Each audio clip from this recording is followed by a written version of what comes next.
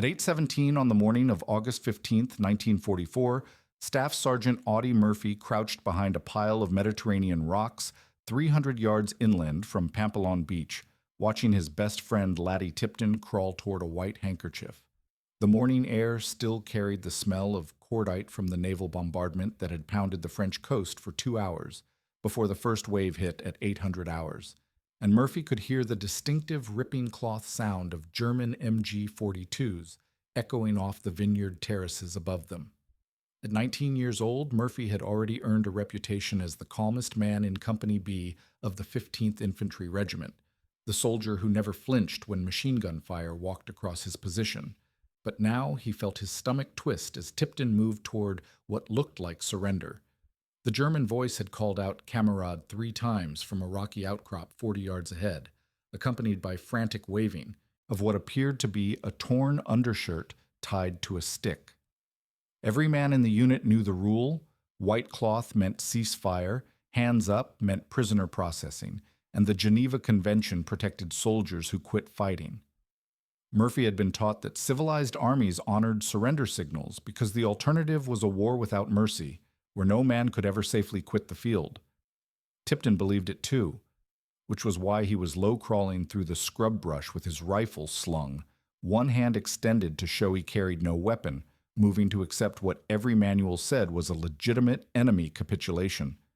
The German machine gun position had gone silent 60 seconds earlier, right after the handkerchief appeared, and Murphy could see 2 helmeted figures with their hands visible above the rocks. His training said this was textbook battlefield procedure: suppress the position, accept the surrender, secure the prisoners, and move forward. But something in the timing felt wrong.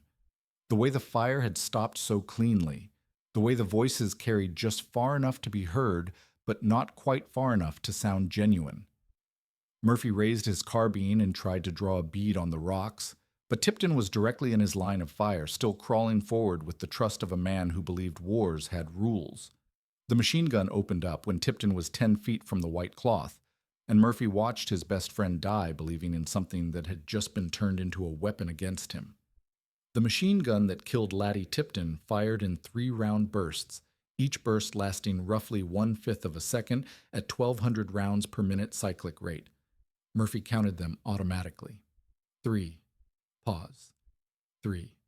Pause 3, while Tipton's body jerked and went still 10 feet from the white handkerchief that was now spattered with blood. The German voices had stopped calling "Kamerad" the instant the MG-42 opened up, replaced by the mechanical hammering that Murphy recognized as sustained fire from an elevated position. He rolled left behind a limestone boulder and tried to process what had just happened, but his mind kept catching on the image of Tipton crawling forward with his rifle slung, one hand extended in the universal gesture that meant no harm intended.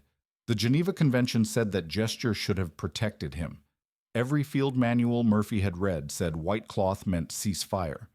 Every training exercise at Camp Forest had reinforced the principle that surrender signals were sacred, because without them, no battle could ever end except in mutual annihilation. The principal had just gotten his best friend killed. Murphy pressed his back against the boulder and listened to the machine gun traverse left and right, searching for targets among the scattered rocks where the rest of Company B had taken cover after the landing. The sound told him everything he needed to know about the German position. Single gun, probably. Belt-fed, firing from a prepared emplacement with interlocking fields of fire across the approaches from the beach. The crew had set up the surrender trick with precision timing, waiting until American infantry closed to within 40 yards before revealing the deception. They had counted on American restraint, on the training that taught soldiers to hold fire when they saw white cloth, and they had weaponized that restraint into a targeting solution. Tipton had died because he believed the war had rules. The handkerchief still fluttered from its stick, now serving as a range marker for the machine gun crew. Murphy could see it clearly through a gap in the rocks, white cotton stained with dirt and blood, moving slightly in the Mediterranean breeze. Behind it, muzzle flashes winked from a position that looked like a natural rock pile, but was probably a reinforced Sanger with overhead cover and multiple firing ports. Standard German defensive doctrine called for reverse slope positions that could not be hit by naval gunfire, connected by communication trenches to observation posts on the forward slope. The crew that had killed Tipton was probably part of a larger network designed to channel American infantry into predetermined kill zones. Murphy worked the bolt on his M1 carbine and counted rounds. 15 in the magazine, 2 spare magazines on his cartridge belt, 6 Mark II fragmentation grenades clipped to his harness. The carbine fired a 110-grain bullet at roughly 1,900 feet per second, effective to about 200 yards against personnel targets, but marginal against prepared positions. The grenades had a killing radius of approximately 15 yards when thrown from a standing position, but Murphy was pinned down behind a boulder with limited throwing angles. The German machine gun commanded every approach route he could see, and the crew had demonstrated they were willing to use false surrender signals as bait. Corporal Henderson crawled up beside Murphy's boulder, breathing hard from the sprint across open ground. "Tipton's gone," he said, stating the obvious because sometimes the obvious needed to be said out loud. "That was a setup from the start. They waited until he got close enough to make sure they wouldn't miss." Murphy nodded but did not speak. He was thinking about the timing of the deception, the way the German voices had carried just far enough to sound authentic without being clear enough to verify. Professional soldiers did not waste ammunition on elaborate tricks unless the tactical situation demanded desperate measures. The crew in the rocks was probably part of a delaying action, tasked with holding the beach exits long enough for the main German force to establish secondary defensive lines further inland. They needed time more than they needed prisoners, which meant they would use any method available to slow the American advance. "Orders?" Henderson asked. Murphy was a staff sergeant with 3 years of infantry experience and a reputation for aggressive small unit tactics. But the question felt larger than rank structure. The German deception had changed something fundamental about the engagement. If surrender signals could not be trusted, then every white cloth became a potential trap, every raised hand a possible prelude to ambush. The rules of war depended on mutual recognition that some boundaries could not be crossed without destroying the framework that kept warfare from becoming pure savagery. The Germans in the rocks had crossed that boundary when they killed Tipton. Murphy studied the terrain between his position and the machine gun nest. 40 yards of broken ground with minimal cover, scattered boulders that might stop small arms fire but would not protect against grenades thrown from above. The direct approach would be suicide against an alert crew with predetermined fields of fire. But the position had one weakness that the crew might not have considered. They had revealed their location by firing, and they had demonstrated their willingness to hold fire when they saw surrender signals. That willingness could be exploited if Murphy was prepared to abandon the rules that had gotten Tipton killed. He counted the machine gun bursts again, timing the intervals between traversals. The crew was firing in a methodical pattern designed to suppress movement across the entire approach zone, but the pattern had gaps. A man moving fast enough might be able to exploit those gaps if he could time his movement to coincide with the gun's traverse away from his position. The key was speed and the willingness to close distance while the crew was focused on other targets. Murphy checked his grenades again, making sure the pins were straight and the safety levers were tight against the bodies. Mark II fragmentation grenades contained 2 ounces of Composition B explosive, surrounded by a notched steel casing designed to fragment into roughly 1,000 pieces upon detonation. Thrown properly, a single grenade could neutralize a machine gun crew within its effective radius. The challenge was getting close enough to throw accurately while under fire from a prepared position. Henderson was still waiting for orders, but Murphy realized the question was not tactical. The question was whether Company B would continue fighting under rules that the enemy had already abandoned, or whether they would adapt their methods to match the reality of the battlefield. Tipton had died believing in principles that his enemies did not share. Every American soldier in the unit now faced the choice between maintaining those principles and surviving long enough to protect the men around them. Murphy made his decision without consulting the field manual or considering the Geneva Convention. From now on, white cloth would have to be proven with actions, not signals. Surrender would require verification that went beyond raised hands and foreign voices calling across contested ground. The war had rules, But those rules only worked when both sides honored them. The Germans in the rocks had forfeited that protection when they turned surrender into murder. Murphy waited for the machine gun to traverse left toward Henderson's position, then sprinted from his boulder in a low crouch that kept his silhouette below the crest line. The MG-42 was firing 3-round bursts at 6-second intervals, which gave him roughly 4 seconds of movement time before the crew would swing back to cover his sector. He covered 15 yards before diving behind a cluster of vineyard stones, feeling the impact through his knees and elbows as bullets whined overhead. The German crew had spotted his movement, but their reaction time was slow, suggesting they were either inexperienced or exhausted from hours of sustained defensive fire. The next bound took him 20 yards closer to the machine gun nest, using a fold in the ground that the crew had not properly registered when they established their fields of fire. Murphy could hear voices from the position now, German words he did not understand but delivered in the clipped cadence of fire commands.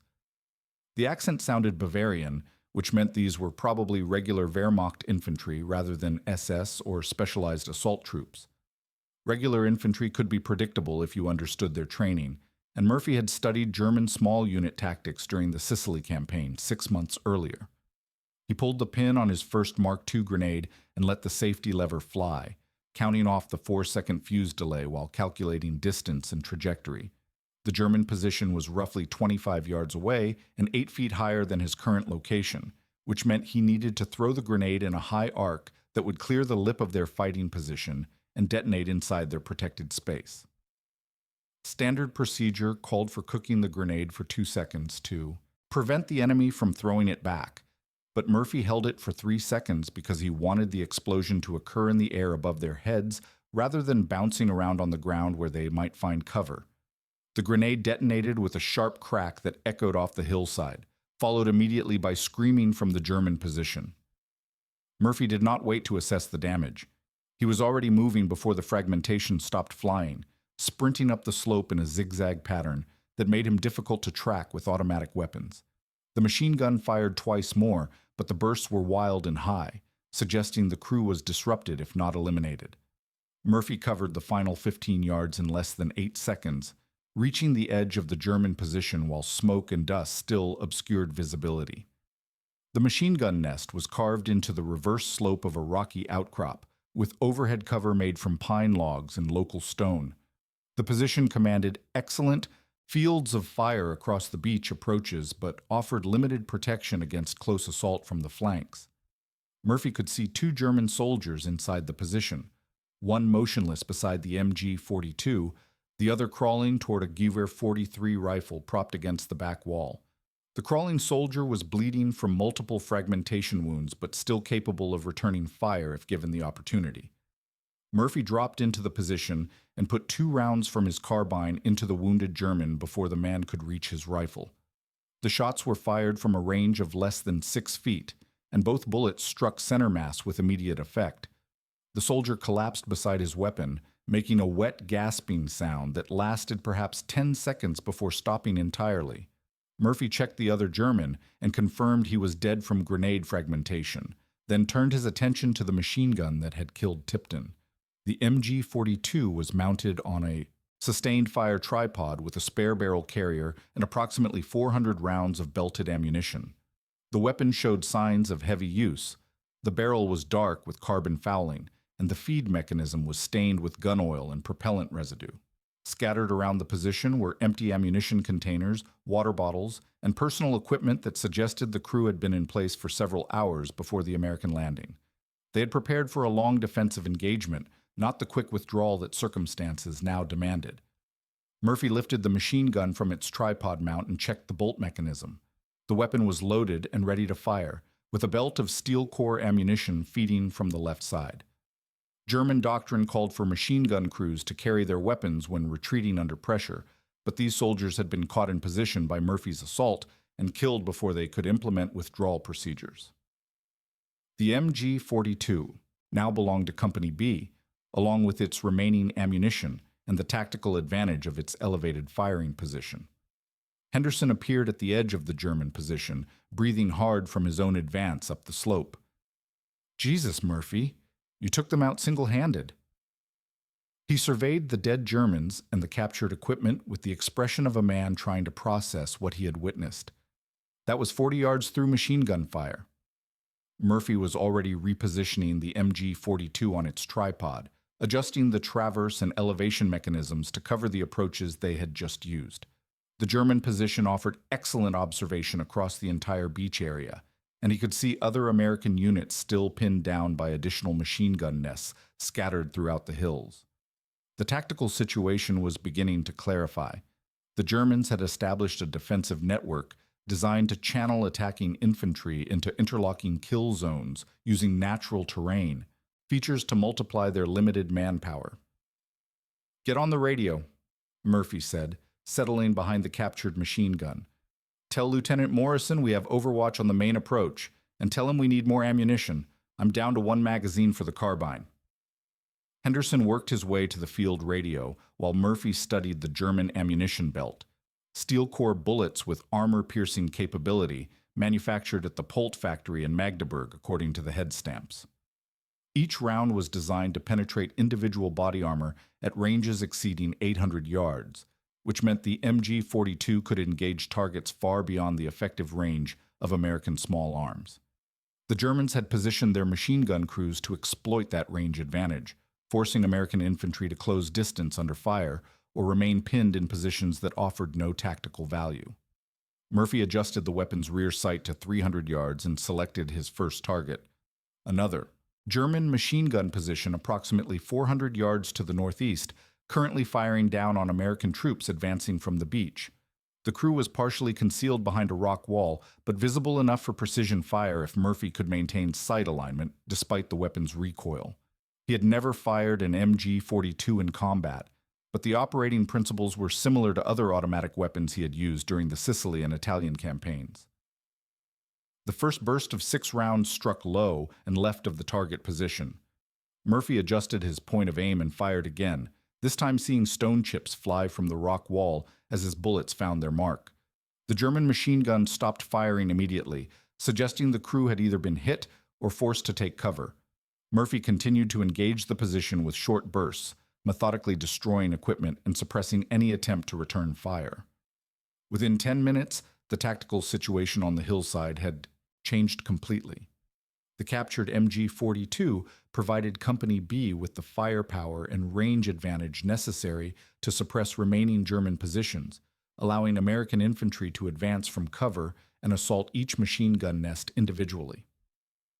The surrender deception that had killed Tipton was not repeated. The remaining German crews either fought to the death or attempted to withdraw without signaling their intentions. By 1100 hours, Company B controlled the high ground overlooking Pampelon Beach. Murphy had personally accounted for 2 Germans killed and 1 wounded, with 12 additional prisoners taken during the systematic reduction of the defensive network. The official casualty report would list these numbers without explaining how they were achieved or what methods were used to overcome German resistance. Lattie Tipton's body was evacuated to the beach aid station at 1300 hours, along with 3 other American soldiers killed during the morning. Assault. Murphy watched the stretcher bearers carry his friend toward the landing craft, thinking about the white handkerchief that still fluttered from its stick in the rocks below. The cloth was no longer white. It was stained with blood and dirt and the residue of battle, but it continued to move in the Mediterranean breeze, as if surrender still meant something. The quarry at Lomet had been carved into the hillside sometime in the 1890s, when French engineers needed limestone blocks for railroad construction through the Vosges Mountains. By October 2, 1944, it had become a death trap that consumed American infantry platoons with industrial efficiency. Murphy crouched behind a pile of rubble at the quarry's eastern edge, studying the network of cuts and terraces that stretched 200 yards across and perhaps 80 feet deep at its center. The Germans had been using the position for 6 days, long enough to turn natural stone formations into interlocking fields of fire that covered every approach route the terrain allowed. Lieutenant Colonel O'Daniel had briefed the battalion that morning with typical directness. The quarry controlled the main supply route through the Clury Valley, and German observation posts in the stone cuts could direct artillery fire on any American movement within 3 miles. The position had to be taken regardless of cost, because the 3rd Division's advance toward the Rhine depended on clearing this single piece of high ground. Murphy understood the logic, but logic did not explain why 3 previous assaults had failed with combined casualties of 47 killed and wounded. The machine gun that dominated the quarry's central approach was positioned in what had once been a crane pit, now reinforced with sandbags and roofed with pine logs thick enough to stop mortar rounds. The crew had registered their fields of fire with methodical precision, placing white stones at 50-yard intervals to mark range estimates for different sectors of the quarry floor. American infantry advancing from the east would be exposed for approximately 120 yards before reaching any cover substantial enough to stop machine gun bullets. At 800 rounds per minute, sustained rate of fire that translated to mathematical certainty for anyone caught in the open. Murphy had watched 2 squads from Fox Company attempt the direct approach at dawn, moving in fire and maneuver teams that should have provided mutual support across the broken ground. The machine gun crew had let the first team reach the 50-yard marker before opening fire, then traverse smoothly to catch the second team as they attempted to provide covering fire from a pile of limestone blocks. Both teams had been cut down within 30 seconds, leaving 9 men scattered across the quarry floor in positions that offered no possibility of evacuation until darkness fell. The German position revealed something that American infantry training had not adequately addressed. Quarries were not natural terrain features that could be approached using standard small unit tactics. They were artificial landscapes designed by engineers who understood angles and sight lines, and the relationship between elevation and fields of fire. The crew in the crane pit had inherited a ready-made fortress that multiplied their effectiveness far beyond what doctrine suggested was possible for a single automatic weapon. Murphy studied the quarry walls and identified the tactical problem. The machine gun crew had clear observation across the entire eastern approach, but their position was cut into the western wall at a depth that limited their ability to engage targets on the quarry rim directly above them. Standard procedure would be to work around the flanks and attack from the high ground, but reconnaissance had revealed additional German positions covering both the northern and southern rims. The enemy had established a defensive network that channeled American infantry into predetermined kill zones regardless of which approach route they selected. Corporal Henderson crawled up beside Murphy's position, carrying a field telephone connected to the battalion command post by a wire that had been strung through 2 miles of forest. "Colonel wants to know if you can see a way in," he said, keeping his voice low enough to avoid detection by German listening posts.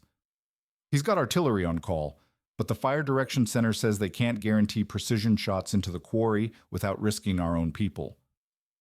Murphy continued to study the machine gun position through his binoculars, noting details that previous observers had missed.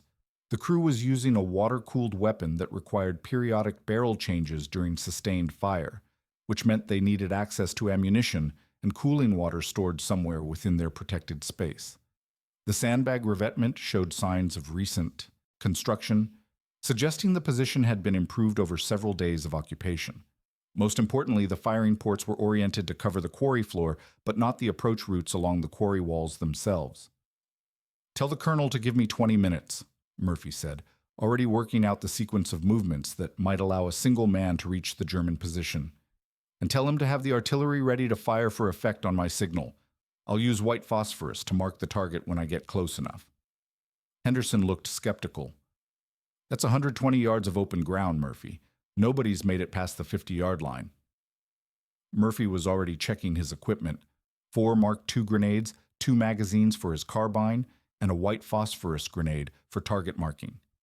The approach he had in mind required abandoning every principle of fire and maneuver he had been taught, but those principles assumed terrain that offered mutual support between advancing elements. The quarry eliminated that possibility by concentrating defensive fire into a single killing field that no amount of tactical coordination could overcome. The solution was speed rather than stealth, individual movement rather than unit tactics, and the willingness to accept casualties that training manuals considered unacceptable.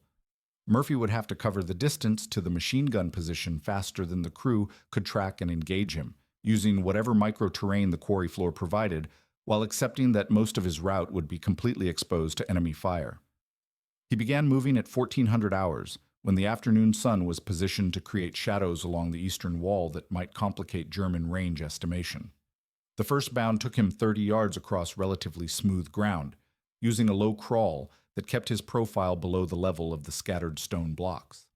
The machine gun did not fire, suggesting the crew had not yet detected his movement or were waiting for him to reach a more advantageous engagement range.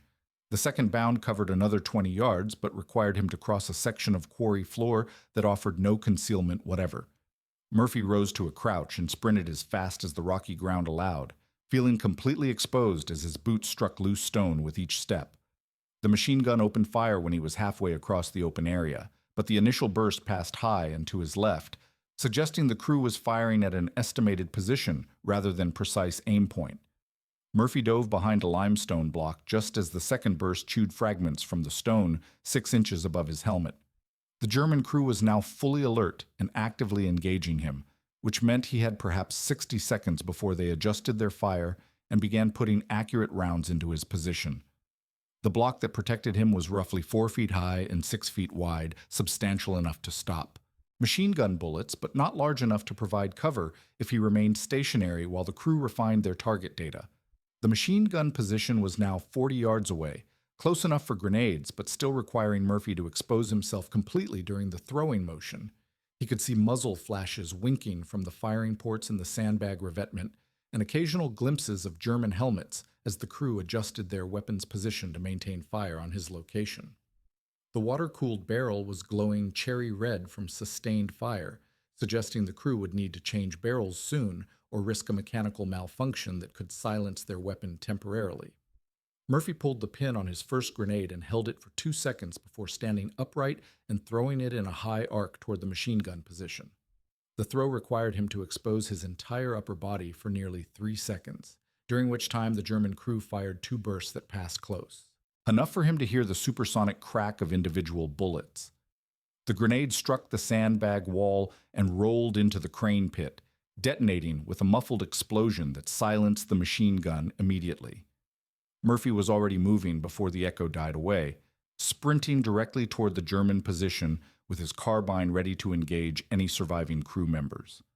The final 15 yards took him across ground littered with stone fragments and metal debris from previous bombardments, forcing him to leap over obstacles that could have broken his ankle if misjudged.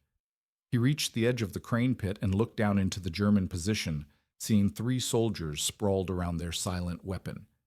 2 of the Germans were clearly dead from grenade fragmentation, but the third was still conscious despite serious wounds to his chest and arms. The man was trying to reach a Luger pistol that had fallen just beyond his grasp, moving with the determination of a soldier who understood. He was about to be killed. Murphy put 2 rounds from his carbine into the wounded German's chest, ending the engagement with mechanical precision rather than hatred or anger. The quarry belonged to Company B. The ridgeline outside Litholi stretched for 800 yards through pine forest that had been systematically destroyed by 3 weeks of artillery exchanges between German and American forces. Murphy lay behind the splintered trunk of what had once been a 60-foot spruce, studying the enemy positions through binoculars while calculating how much battery power remained in his SCR 536 handheld radio.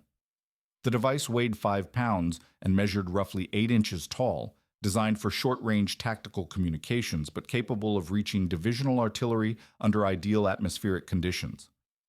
Murphy had been carrying it for 6 days, ever since Lieutenant Morrison designated him as the company's primary forward observer for fire support missions. The German defensive line was anchored by a machine gun position carved into the reverse slope of Hill 297, approximately 200 yards from Murphy's current location. The crew had spent considerable time preparing their fighting position, digging a trench system that connected the machine gun nest to observation posts and ammunition storage areas scattered throughout the pine stumps.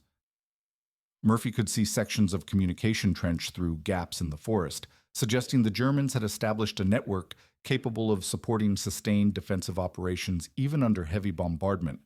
The tactical problem was timing rather than firepower. 3rd Division artillery could deliver precise fire on any target Murphy could identify, but only if he could maintain radio contact long enough to adjust the guns onto specific coordinates. The Germans would detect his radio transmissions within minutes of the first fire mission, after which they would direct every available weapon at his position until either he was killed or forced to withdraw beyond effective communication range. The solution required Murphy to find a location close enough to observe German positions while remaining concealed from their counterfire. Corporal Bailey crawled forward from the company command post, carrying message traffic that had accumulated during the morning reconnaissance. "Lieutenant Morrison says Division wants this ridge cleared by 1600 hours, he reported, keeping his voice barely above a whisper. "Jerry's been using those positions to call fire on the supply road, and truck convoys are getting hit every time they try to move ammunition forward." Murphy nodded but continued studying the German defensive network through his field glasses. The machine gun crew was positioned to cover the main approach routes from the east, but their trench system extended beyond the reverse slope into areas that offered concealment from American observation. Standard counter-battery procedure would be to bracket the target area with high explosive rounds, then adjust fire based on observed impacts until achieving direct hits on enemy positions. The process typically required 15 to 20 rounds per target, fired over a period of 10 to 15 minutes while the forward observer maintained continuous radio contact. The Germans would not allow him 10 to 15 minutes of uninterrupted communication. Their doctrine emphasized immediate suppression of enemy artillery observers, using sniper fire and mortar rounds to disrupt American fire direction procedures before accurate shooting could be established. Murphy had watched 3 previous forward observers attempt similar missions during the past week, and all had been forced to withdraw after brief radio contacts that produced no useful fire missions. Murphy made his decision at 1300 hours when atmospheric conditions were optimal for radio transmission and German activity appeared minimal in the target area. He left his rifle and most of his equipment with Bailey, taking only the SCR-536, 2 magazines for his pistol, and 3 white phosphorus grenades for target marking. The approach required him to crawl 50 yards through broken ground that offered concealment from German observation posts, but no protection against indirect fire once his position was detected. The first phase of movement took Murphy to within 150 yards of the machine gun position, using a shallow depression that had been carved by artillery rounds during previous engagements. The depression provided adequate cover from direct fire weapons, but would become a death trap if German mortars bracketed his location with high explosive rounds. Murphy extended the radio antenna and established contact with Fire Direction Center, using map coordinates to identify his position and the approximate location of enemy targets. "Fire Direction Center, this is Ranger 7, Murphy transmitted, using the call sign Morrison had assigned for forward observer missions. "I have target area Golf 77, coordinates 456321, request fire mission, over." The response came immediately. Divisional artillery had been waiting for target data and was prepared to fire for effect within 3 minutes of receiving precise coordinates. Murphy raised his binoculars and began the systematic process of identifying specific targets within the German defensive network. The machine gun position was clearly visible from his current angle, marked by fresh earth and the distinctive profile of a water-cooled barrel protruding from the firing port. To the left of the machine gun, Murphy could see what appeared to be a mortar position, recognizable by the circular earth ring that surrounded the weapon emplacement. Beyond the mortar, additional positions were partially concealed by pine branches and camouflage netting, but Murphy could detect movement and equipment that suggested at least 12 Germans occupied the defensive line.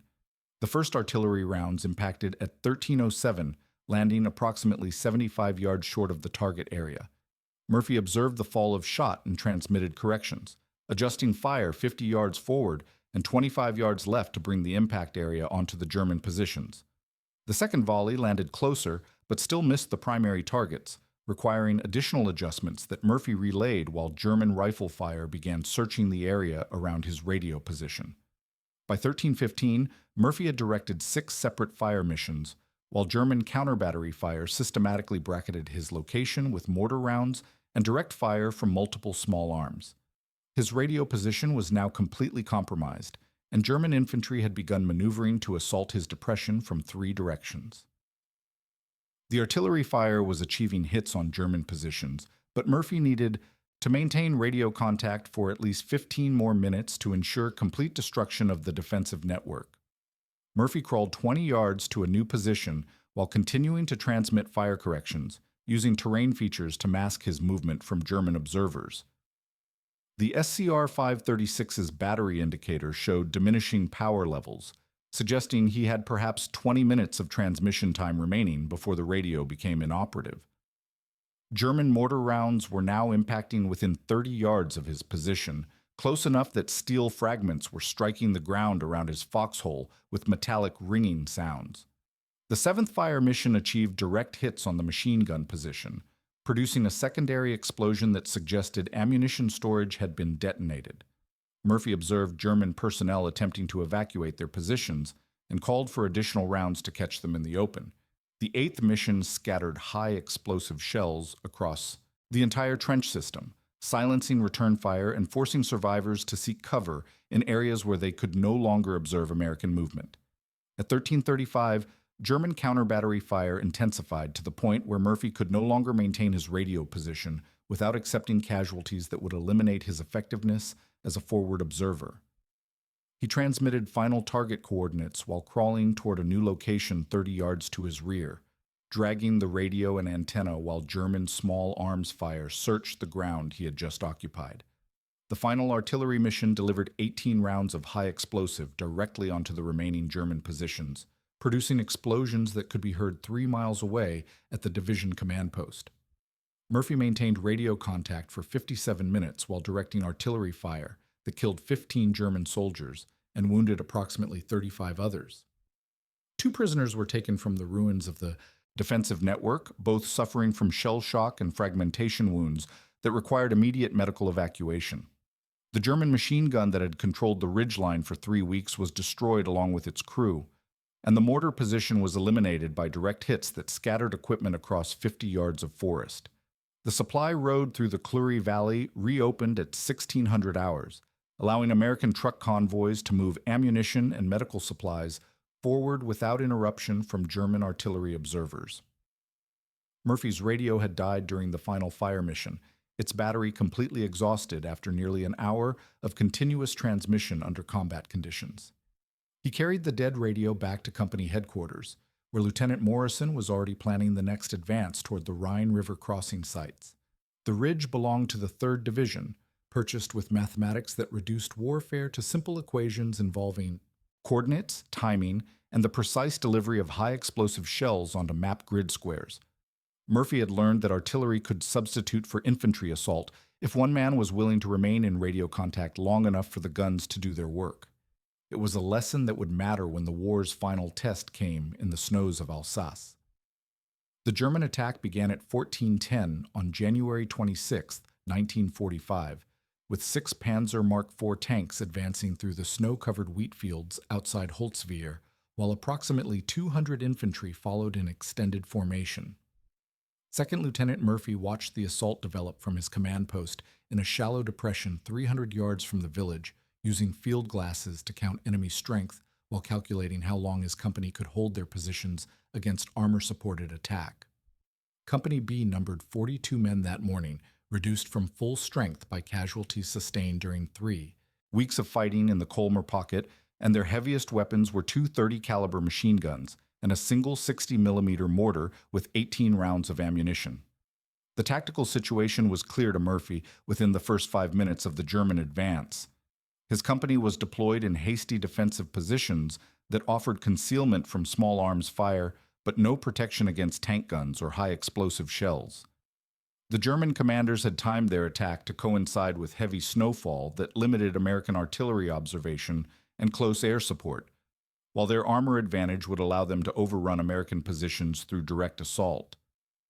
Standard infantry doctrine called for immediate withdrawal when faced with overwhelming enemy superiority, but Murphy's company was responsible for holding the approaches to Holzwihr until reinforcements could arrive from Division Reserve. Murphy ordered his men to fall back to secondary positions in the woods behind their current line, where pine trees might provide some protection against tank fire, and the broken terrain would channel German infantry into predictable approach routes. The withdrawal required abandoning most of their heavy equipment, including the machine guns and mortar, but Murphy calculated that mobility was more valuable than firepower against an enemy that could bring 6 tanks into the engagement. His men began moving toward the tree line at 1420, using fire and movement techniques to break contact, while German artillery searched their abandoned positions. The German tanks reached Murphy's original defensive line at 1425 and began methodically destroying abandoned American equipment with high explosive rounds fired at point-blank range. Murphy could see tank commanders standing in their turret hatches, directing fire while German infantry advanced through the positions his company had just evacuated. The enemy was following standard combined arms doctrine, using armor to suppress American positions while infantry cleared trenches and eliminated any remaining resistance. Murphy was preparing to establish his final defensive position in the woods when he noticed that one of the abandoned American vehicles was still burning near the original company command post. The vehicle was an M36 tank destroyer that had been disabled by German artillery the previous day, but its turret-mounted 50 caliber machine gun appeared intact despite the fire spreading through the crew compartment.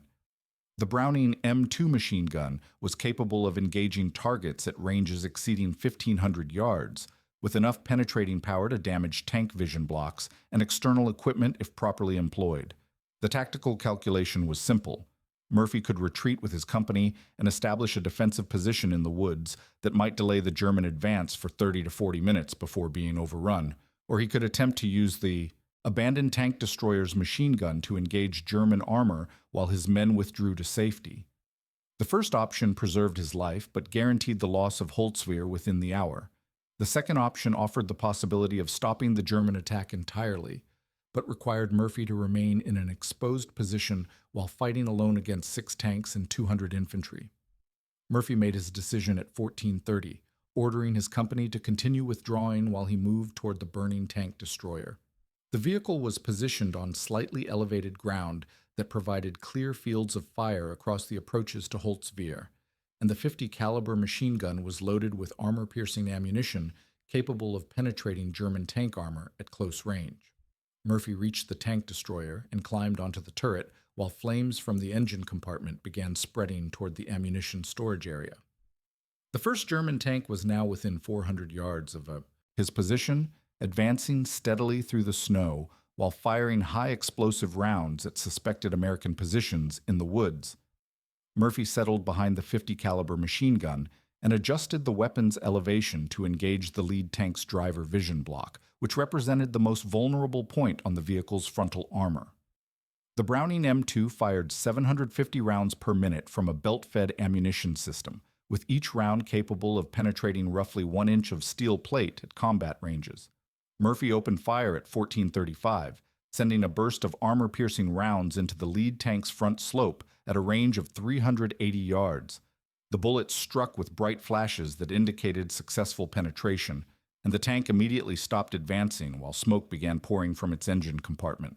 The tank crew attempted to bail out through the rear escape hatch, but Murphy continued firing until the vehicle erupted in flames that could be seen from the division command post 6 miles away. The remaining 5 German tanks began concentrating their fire on Murphy's position while German infantry attempted to maneuver closer to the burning tank destroyer. Murphy traversed the 50 caliber machine gun to engage the second tank, which was now firing high explosive rounds that impacted within 20 yards of his location. The concussion from near misses made it difficult to maintain sight alignment, but Murphy continued to fire precisely aimed bursts at vision blocks and external equipment until the second tank also caught fire and was abandoned by its crew. At 1450, Murphy established telephone contact with divisional artillery and began directing fire missions against the German infantry, while continuing to engage enemy armor with the machine gun. The combination of accurate small arms fire and precisely adjusted artillery rounds began breaking up the German assault, forcing enemy infantry to seek cover while their remaining tanks withdrew beyond effective range of Murphy's position. German casualties mounted steadily as Murphy maintained continuous fire for nearly 1 hour, calling artillery strikes while engaging targets of opportunity with the 50 caliber machine gun. The German attack collapsed at 1525 when Murphy's artillery fire destroyed the final enemy tank and scattered the surviving infantry across the snow-covered fields. Murphy had personally accounted for approximately 50 enemy casualties while directing fire missions that killed or wounded an additional 45 German soldiers. The ammunition supply for the 50 caliber machine gun was nearly exhausted, and flames from the tank destroyer had spread close enough to threaten the remaining ammunition storage, but the immediate threat to Holtzwihr had been eliminated. Murphy climbed down from the burning tank destroyer at 15:30, his uniform smoking from heat exposure, and his hands burned from handling the overheated machine gun. He had sustained minor fragmentation wounds from German artillery rounds that impacted near his position, but remained capable of leading the counterattack that would restore American control over the approaches to the village. Company B emerged from the woods at 15:45 and advanced across the battlefield, counting enemy casualties while securing abandoned German equipment. The official casualty report credited Murphy with killing or wounding 50 German soldiers during the engagement, but the numbers could not capture what had actually occurred during that hour on the burning tank destroyer. Murphy had discovered that individual courage could substitute for unit strength if applied with sufficient precision and sustained long enough to break enemy morale. One man with proper equipment and clear fields of fire could stop an armored assault that should have overwhelmed an entire rifle company. That evening, Murphy sat in the company command post and wrote a letter to Lattie and Tipton, explaining why her father's Distinguished Service Cross should be forwarded to her rather than displayed in Murphy's footlocker. The medal represented recognition that Lattie Tipton had earned through his willingness to trust surrender signals that proved to be deceptions, and Murphy believed the decoration belonged with Tipton's family rather than with the soldier who had survived to receive it. The letter took Murphy 45 minutes to write, choosing words that would explain why some men died believing in principles while others lived long enough to defend them. The war had rules, but Murphy had learned that those rules only protected men who could enforce them with superior firepower and the willingness to accept casualties that doctrine considered unacceptable. Lattie Tipton had died because he believed white cloth meant mercy. Murphy had lived because he learned that mercy was something you earned by winning quickly, enough to make surrender unnecessary.